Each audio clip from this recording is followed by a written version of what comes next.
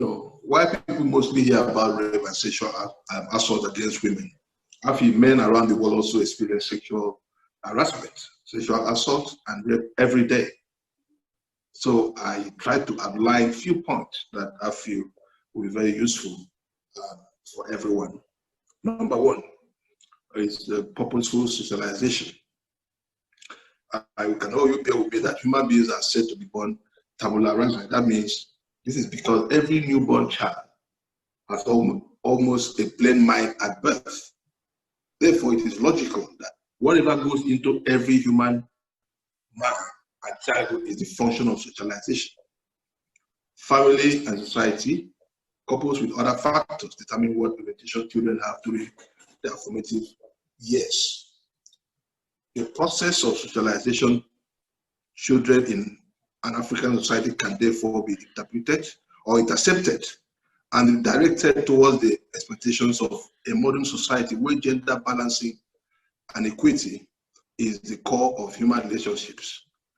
In this manner, boys are oriented to respect the persons and space of girls. This orientation expectedly lasts into adulthood, such that males who are young adults have positive orientation and expectation of girls and women. This is part of what we teach. This is what we preach in our organization, and to see how we can, end this very dangerous badness that is happening in our society. Number two, education and curriculum, in our schools. The educational system of African countries and societies can be rejigged to accommodate gender education. Gender education is very important right from the elementary through secondary and tertiary stage of education. Based on our research, it's very important that we accommodate such in our school system, educational system, not in one country, but all through the continent. It's very important. New education policy should highlight and define the boundaries of relationship between teachers and pupils, students of opposite sexes. Such policies should find expression within the regulation of schools and universities. For instance, why disciplinary boards and committees are set up to ensure monitoring and enforcement in these gender regards. These are steps that we feel different educational system or government should be able to put in place. This would really definitely help our society. Then the C part of it is the legislative interventions. That is why I'm also thinking of putting up a legislative forum where women can have more women go into legislative functions in different countries. The legislative arm of every democratic nation government constitutes membership from among the larger populace, who in turn are men and women. Gender intervention through the legislation implies that the laws of an African nation are open up to amendment that now provide for gender relations, vice versa, rape, physical abuse, domestic violence, among other forms of gender violence. These are the things that I feel we should look into if we really want to abolish this dangerous culture in our society. Adequate punishment for sexual violations and gender abuses must be clearly provided for in the new laws.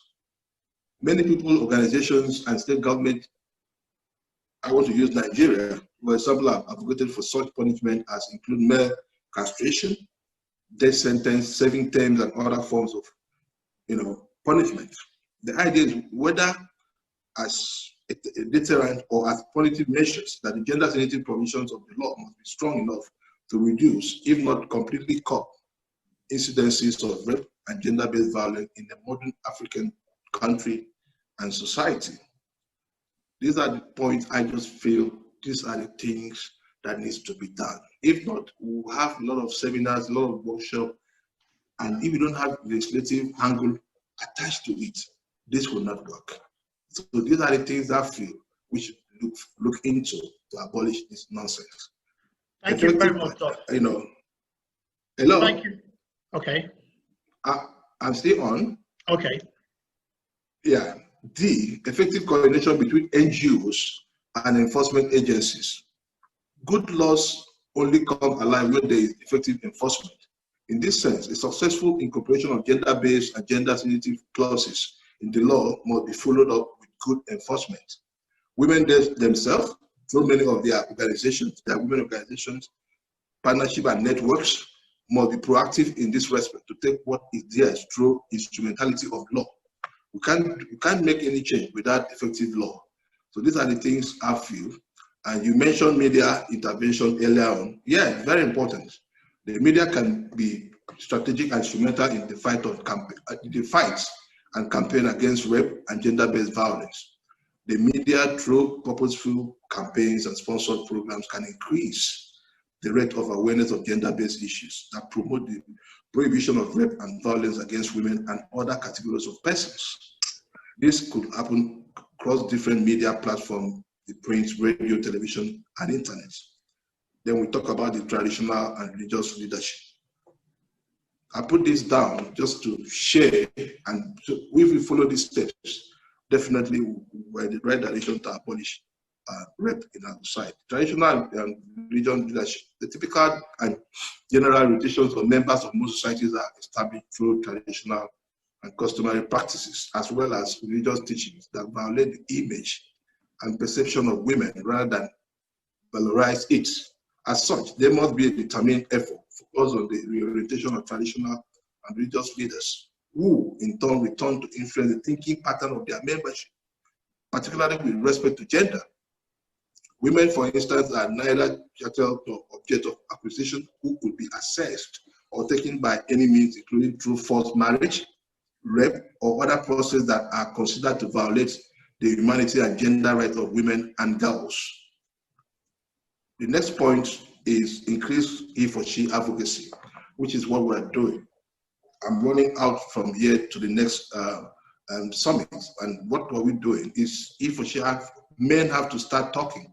You know, gone are the days that we allow only women to carry placards, and so we are being violated, abuses and all that, and men don't put their faces to it.